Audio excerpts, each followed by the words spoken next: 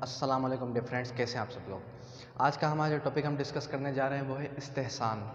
پہلے ہم ڈسکس کر چکے ہیں پرائمری سورسز جو اسلامک لاء میں یعنی کہ اسلامک جورسپروڈنس میں ڈیفائن کیے گئے ہیں، قرآن پاک اینڈ سنہ۔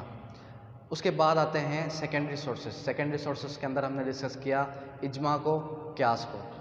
اس کے بعد ہم ابھی ڈسکس کرنے جا رہے ہیں استحسان کو، جو کہ آتا ہے as the secondary source of Islamic jurisprudence. Main جو سورسز ہیں پرائمری سورسز وہ ہیں قرآن پاک، پھر ہے صحیح حدیث یعنی کہ سنہ، اس کے بعد آتے ہیں سیکنڈری سورسز جو کہ ڈپینڈ کرتے ہیں پرائمری سورسز قرآن اور سنہ پر۔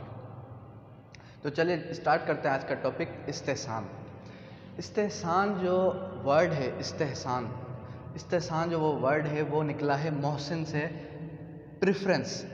استحسان کے ورڈلی میننگ جو ہے وہ ہے پریفرنس، یعنی کسی چیز کو پریفر کرنا، ترجیح دینا کسی چیز کو۔ کیسے میننگ کیا ہے اس کی؟ ایکچوئل میننگ ہے پریفر سم تھنگ اور کنسیڈر سم تھنگ گڈ۔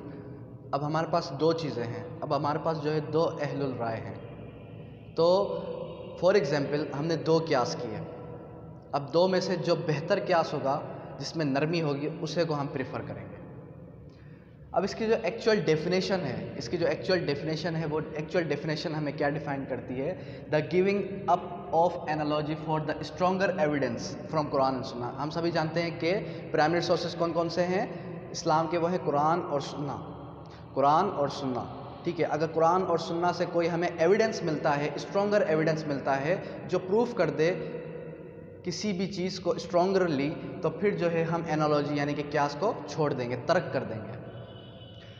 اب آتے ہیں کہ ایک ورڈ استحسان کے اندر ایک ورڈ ہے، یا پھر جو ہے ہم سبھی جانتے ہیں کہ قیاس وہ لوگ کرتے ہیں جو مجتہد ہوتے ہیں، مجتہد، اور ایک ورڈ ہے اجتہاد۔ اجتہاد کے مطلب کیا ہے؟ اجتہاد جیسے کہ ہم نے سنا ہے کہ جو اجتہاد ورڈ ہے اس کے مطلب ہے کوشش کرنا، جہد سے ورڈ نکلا ہے، جہد جو عربک ٹرم ہے، جہد یعنی کہ جد و جہد کرنا۔ جیسے کہ ہم جانتے ہیں کہ ایک ورڈ ہے جہاد، یہ بھی وہ بھی اس سے انٹر کنیکٹڈ ہے۔ کون سا ہے؟ جہاد یعنی کہ جہاد جو ورڈ ہے وہ نکلا ہے جوہدہ سے، جد و جہد کرنا، یہ بھی نکلا ہے جہد سے، کوشش کرنا، جد و جہد کرنا۔ اب جو استحسان ہے، استحسان جو ہے وہ ورڈ نکلا ہے محسن سے، پریفرنس، کسی چیز کو پریفر کرنا۔ اب استحسان جو ہے وہ ہم یہ دیکھتے ہیں پریفر کرنا، اب ہم یہ دیکھتے ہیں کہ پریفر کس چیز کو کس چیز سے کیا جائے۔ فار ایگزامپل ہمارے پاس دو حدیث ہیں، اب دونوں حدیث ایک ہی ٹاپک کے اوپر، ایک ہی مسئلے کے اوپر ہے۔ اب ایک حدیث جو ہے وہ ضعیف حدیث ہے جس کی سند اسٹرانگ نہیں ہے، اور دوسری حدیث جو ہے اس کی سند جو ہے وہ اسٹرانگ ہے، مضبوط ہے اس کی سند۔ تو ہم کس حدیث کو پریفرنس دیں گے؟ ہم دیں گے جس کی سند مضبوط ہو، اس حدیث کو دیں گے۔ اب ہم دیکھتے ہیں پریفرنس جو ہے تھرو قیاس کے تھرو ہم جو ہے کسی بھی مسئلے کے اوپر قیاس کے تھرو جو ہے ہم اجتہاد کرتے ہیں۔ فار ایگزامپل ہم نے قیاس کیا کسی مسئلے کے اوپر جو کہ ہے مسئلہ شراب کا، ٹھیک ہے۔ اب حکم کیا ہے؟ قیاس کے اندر 4 ایلیمنٹس ہیں، کون سے؟ حکم اصل، علت، فرع اور جو ہے اصل حکم۔ اب شراب کے اوپر ہم نے جو ہے کیا کیا؟ قیاس کیا۔ اب شراب کا جو ایکچوئل وہ ہے فرع ہے وہ کیا ہے؟ کہ نشہ ہے، اس میں شراب میں کیا ہے؟ نشہ ہے۔ ہم شراب کیوں نہیں، ہمارے لیے شراب ممنوع کیوں ہے؟ ہمارے لیے ہم اسلام کے اندر شراب کی ممانعت کیوں ہے؟ کیونکہ اس کے اندر نشہ ہے، انٹاکسیکیشن ہے۔ اب ہمیں پریفرنس دینی ہے کہ شراب جو ہے، کیا شراب کیا جو ہے نشہ جو ہے میڈیسنس میں ہے یا نہیں، ٹھیک ہے۔ اب کیا ہوا کہ شراب ہم نے کیوں چھوڑی؟ کیونکہ اس کے اندر نشہ تھا۔ اب میڈیسنس جو ہے اس کے اندر بھی نشہ ہے، ہم جانتے ہیں کہ 75 سے 80% جو میڈیسنس ہیں اس کے اندر نشہ ہے۔ اب اس انٹاکسیکیشنس کے تھرو یعنی کہ میڈیسنس کے تھرو ایک ہمیں حدیث میں ملتے ہیں، نبی کریم صلی اللہ علیہ وسلم کی حدیث مبارکہ ہے کہ anything that intoxicates you in a large quantity that is prohibited for you in a small quantity, یعنی کہ کوئی بھی چیز اگر تمہیں نشہ دے بڑی مقدار میں تو وہی چیز تمہارے لیے حرام ہے چھوٹی مقدار میں بھی۔ اب وہ جو ہے یہ جو حدیث مبارکہ یہ حدیث مبارکہ ہمیں ڈیفائن کرتی ہے کہ کوئی بھی چیز چھوٹی مقدار میں لینا بھی ہمارے اوپر حرام ہوگی اگر وہ چیز ہمیں نشہ پہنچائے بڑی مقدار میں۔ تو کہنے کا میرا مقصد یہ ہے کہ میڈیسنز جو ہے اس کے اندر بھی نشہ ہے، تو کیا میڈیسنز بھی ہمارے لیے حرام ہو گئی؟ میڈیسنز بھی ہمارے لیے حرام ہو گئی اس قیاس کے تھرو میڈیسنز بھی ہمیں نہیں لینی چاہیے۔ یہ وہ قیاس ہے جو کہ ہارڈ قیاس ہے، یعنی کہ جس کے اندر سختی ہے، سختی والا قیاس۔ اب ہم آتے ہیں ایک اور قیاس کے اوپر جو کہ ہے خون کے اوپر یا پھر مرا ہوا گوشت، فلیش آف سوائن۔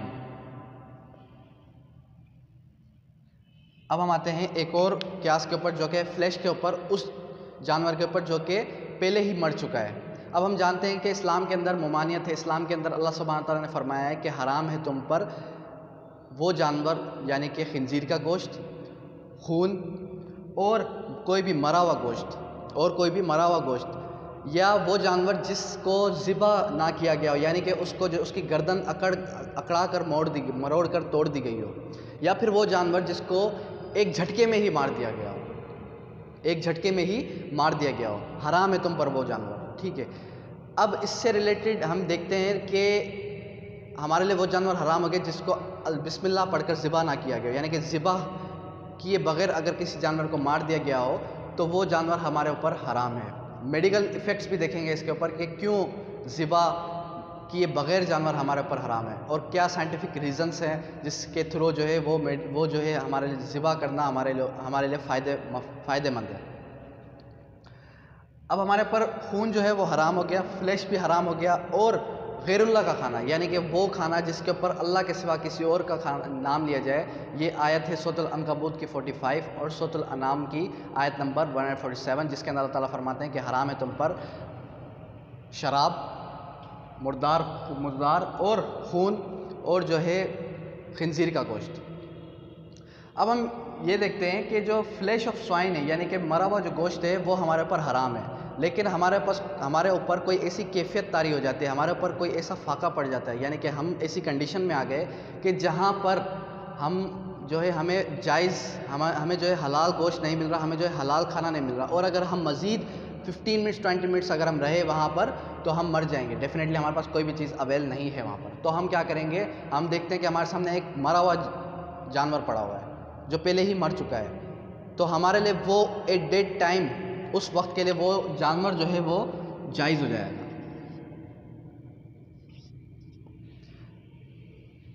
وہ جانور ہمارے لیے جائز ہو جائے گا۔ وہ ہمارے جانور جائز کیوں ہوا؟ جائز ہوا، حلال نہیں ہوا، جائز ہوا۔ کس وجہ سے؟ کیونکہ ہمیں اس کی ضرورت تھی، لیکن جائز بھی اتنا ہی ہوگا حسب ضرورت کے جس کے کھانے کے بعد ہم زندہ رہ سکیں۔ اگر ہم نے ہم نے وہ جانور کھایا اپنے فائدے کے لیے، یعنی کہ ہم نے اس سے لذت اٹھائی، تو پھر وہ ہمارے اوپر حرام ہوگا۔ اب ہم ایک چیز کو ڈسکس کر رہے تھے، وہ ٹاپک کے بیچ میں آ گیا کہ خون بھی حرام ہے، مرا ہوا گوشت بھی حرام ہے، اور جو ہے وہ جانور بھی حرام ہے جس کو ایک جھٹکے میں ہی مار دیا گیا ہو۔ اسلام میں ہمیں پتہ ہے کہ اللہ سبحانہ تعالیٰ فرماتے ہیں، اور نبی کریم صلی اللہ علیہ وسلم کی حدیث مبارکہ کتاب العمل کے اندر، جو کہ صحیح مسلم کی صحیح حدیث ہے، کہ نبی کریم صلی اللہ علیہ وسلم نے فرمایا اگر تم کسی بھی حلال جانور کو ذبح کرو تو اس کے اوپر بسم اللہ پڑھ کر ذبح کرو اور آہستہ آہستہ ذبح کرو۔ تو اس کے اوپر کانٹرڈکشنس ہیں نان مسلمس کے کہ کسی جانور کو آہستہ آہستہ کیوں مارنا، ایک جھٹکے میں ہی کیوں نہیں مارنا، آہستہ آہستہ مارنا یعنی کہ تڑپا کر مارنا۔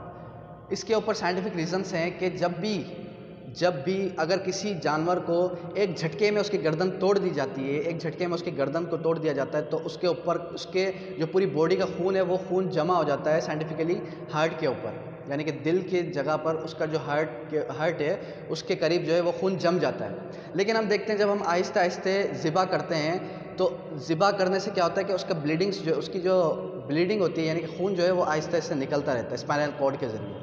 لیکن اگر ہم جو ہے اگلا حصے کو یعنی کہ اگلے حصے کو ذبح کرتے ہیں، پیچھے ہیڈ کی ہڈی کو ذبح نہیں کرتے. کیوں ہیڈ کی ہڈی کو ذبح نہیں کرتے؟ کیونکہ ہیڈ کی ہڈی جو بیک بون ہے، جو ہیڈ کی ہڈی پیچھے بیک بون ہے، اس بیک بون کے تھرو ہی بلڈ کی سرکولیشن ہو رہی ہے.